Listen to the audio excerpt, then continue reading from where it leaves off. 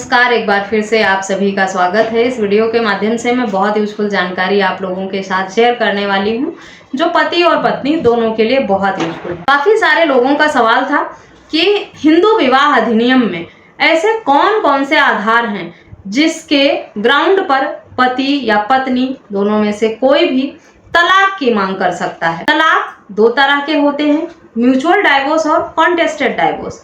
पति पत्नी के बीच में जब अनबन होती है, अलग रहने की सोचते हैं या उनको लगता है कि वो साथ रह नहीं सकते, एक दूसरे के साथ रहना मुश्किल है, गुजारा हो नहीं सकता, तब ऐसे में वो अलग रहने की सोचते हैं, अपने वैवाहिक जीवन को खत्म करने की सोचते हैं। ऐसे में अगर दोनों लोग समझदार होते हैं पति पत्नी, तो वो म्यूचुअल डाइवोर्स में जाते हैं। लेकिन दोनों में से कोई एक अगर इस तरह से अपना माइंडसेट बना लेता है कि ना साथ रहना है ना ही छोड़ना है, सिर्फ परेशान करना है, तब उनकी जिंदगी नर्क बनने लगती है और तब उनको बहुत सारी परेशानियों का सामना करना पड़ता है। ऐसे में उनके पास विकल्प जो रहता है वो एक तरफा तलाक का।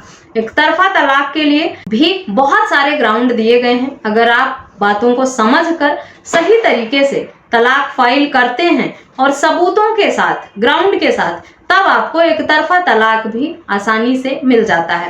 कानून की प्रक्रिया थोड़ी लंबी जरूर है, आसानी से मिलने का मतलब ये बिल्कुल भी नहीं है कि आप एक तरफा तलाक को 6 महीने में या 1 साल में खत्म करने की सोचें। कम से कम 3 साल या 5 साल आपको लगेंगे एक तरफा तलाक की प्रोसीडिंग को कंप्लीट करने में।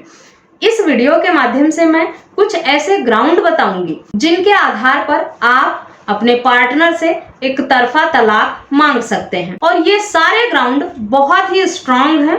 आप इन ग्राउंड के आधार पर अगर सबूत लगाकर कोर्ट के समक्ष तलाक का पिटीशन लगाते हैं तो आपको तलाक मिलेगा ही। बस थोड़ा समय और पैसा आपका जरूर लगेगा, लेकिन आपको तलाक मिल जाएगा। तो चलिए जानते हैं। सबसे पहला ग्राउंड जो है वो है जारता। जारता का मतलब अवैध संबंध से है, यानी कोई पार्टनर शादीशुदा जीवन में होते हुए अगर किसी व्यक्ति के साथ बाहर अनैतिक संबंध बनाता है, अवैध संबंध बनाता है, तो उसे जारता कहा जाता है और इस ग्राउंड पर पति और पत्नी दोनों तलाक फाइल कर सकते हैं। दूसरा ग्राउंड जो है वो क्रूरता का है। अब ये शारीरिक और मानसिक दोनों तरह से हो सकता है। शारीरिक क्रूरता में मार पिटाई आती है, मारपीट की जा रही है अगर, तो मानसिक क्रूरता में पति खर्चा नहीं उठा रहा, ससुराल वाले ताने दे रहे हैं या उन पर भद्दे कमेंट किए जा रहे हैं, कोई ऐसी बातें जो उनको मानसिक रूप से हर्ट करे, नुकसान पहुंचाए, इमोशनली उनको डैमेज करे, वो सब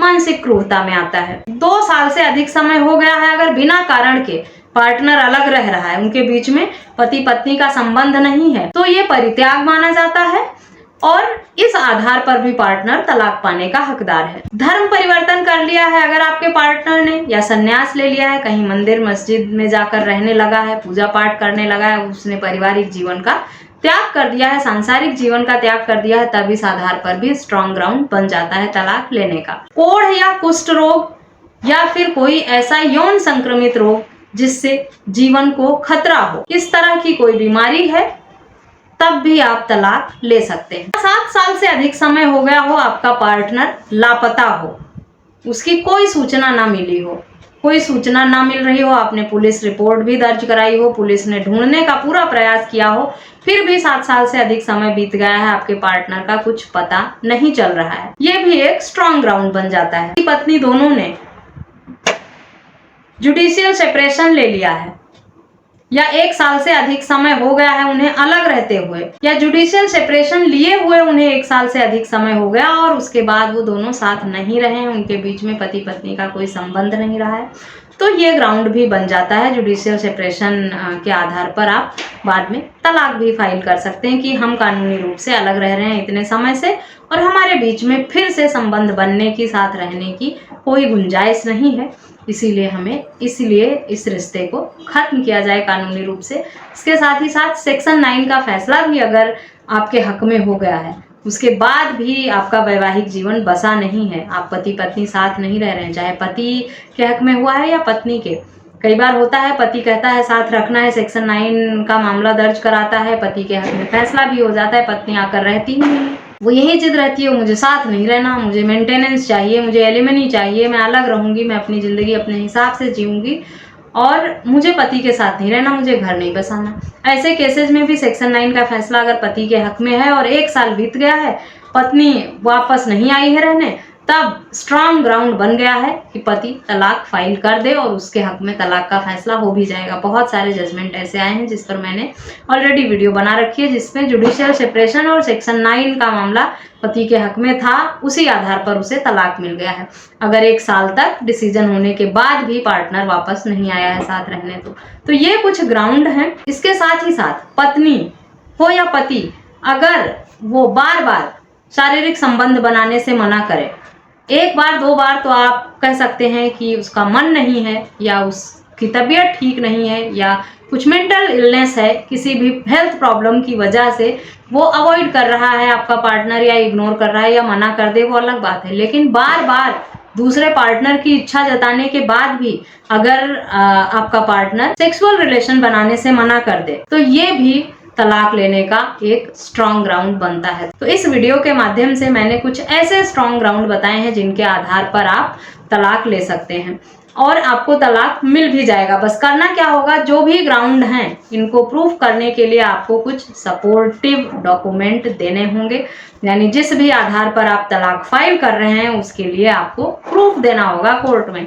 पार्टनर लापता है 7 साल से तो पुलिस में रिपोर्ट दर्ज कराई है, उसकी डेट होगी, FIR की कॉपी होगी कि इस डेट में हुई थी, 7 साल बीत गए, संन्यास ले लिया है तो कहाँ रह रहा है, क्या है, उसका पूरा पता ठिकाना होगा, कैसा जीवन जी रहा है। अगर एडल्ट्री में है तो उसका, और क्रूल्टी किया है तो उसका आप दें सबूत, नाजायज संबंध है, धर्म बदल लिया, जो भी ग्राउंड हैं उन्हें साबित करने के लिए आपको कोई ना कोई एविडेंस कोर्ट के समक्ष देना होगा। और ये एविडेंस आप जब केस फाइल करते हैं, पिटीशन लगाते हैं, तभी आप लगाएं। आप इस बात को लेके ना बैठें कि मैं पहले तलाक की मांग करूंगा, पूरी स्टोरी लिख के अपने केस की, उसके बाद जब एविडेंस मांगा जाएगा मुझसे तब मैं सबूत दूंगा और फिर मेरे हक में फैसला होगा।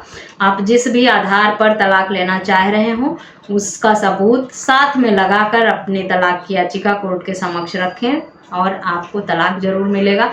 थोड़ा पेशेंस रखना होगा। कोर्ट की प्रक्रिया थोड़ी लंबी होती है, समय लगता है। सब्र के साथ अगर आप लड़ेंगे, सही तरीके से लड़ेंगे और आपको अपने हक अधिकार पता होंगे, सही से अपने केस को कोर्ट के समक्ष रखेंगे तो आपके हक में फैसला जरूर होगा।